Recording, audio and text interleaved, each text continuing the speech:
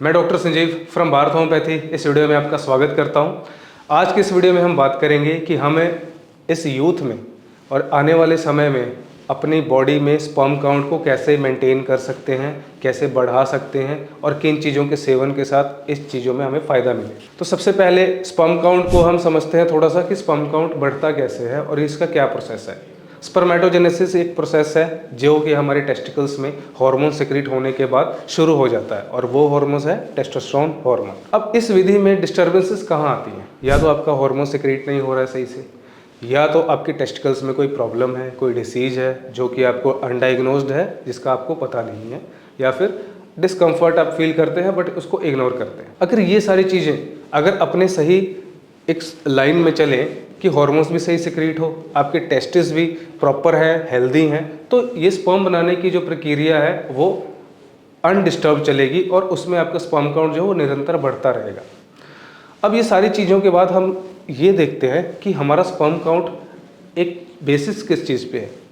वो एक basis main basis इसका है कि हमारी सप्लीमेंट कैसी है, हम खाना कैसा खाते हैं, हम ऐसी चीज़ें सेवन करेंगे जिससे आपका स्पर्म काउंट जो है वो बढ़ने में थोड़ा बूस्टअप होगा। अब ये जो कौन सी चीज़ें हैं, सबसे पहले vitamin C, vitamin D, zinc और विटामिन ई। विटामिन सी और विटामिन डी जो है वो बहुत ज़रूरी है हमारे इम्यून सिस्टम के लिए, और इम्यून सिस्टम हमारा ठीक रहेगा, हमारी बॉडी जो है वो मेटाबॉलिज्म का प्रोसेस जो है वो हेल्दी रहेगा, आपकी बॉडी आपका रिस्पॉन्स अच्छा करेगी, किसी बाहर से इन्फेक्शन से, किसी भी चीज़ से आपको बचा के रखती है। इम्यून सिस्टम को इन दोनों विटामिन सी और विटामिन डी से भरपूर रखना आपका काम है। अब विटामिन सी मिलता किन चीज़ों में है?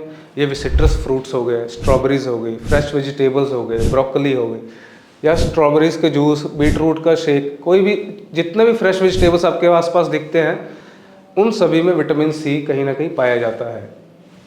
तो इसका आपको सेवन रेगुलर मात्रा में करना ही करना है। आसपास मिल जाती हैं, पर ये जरूर ध्यान रखें कि इन चीज़ों का सेवन आप जब करते हैं तो ये जरूर पता करें कि ये आसपास मिल जाती हैं, पर ये जरूर ध्यान रखें कि इन चीज़ों का सेवन आप जब करते हैं तो ये जरूर पता करें कि ये आपके पास आ कहाँ से रही हैं, इनका सोर्स कहाँ से मिल रहा है, वहाँ से अच्छे से प्रोसेस हो रही हैं कि नहीं हो रही हैं।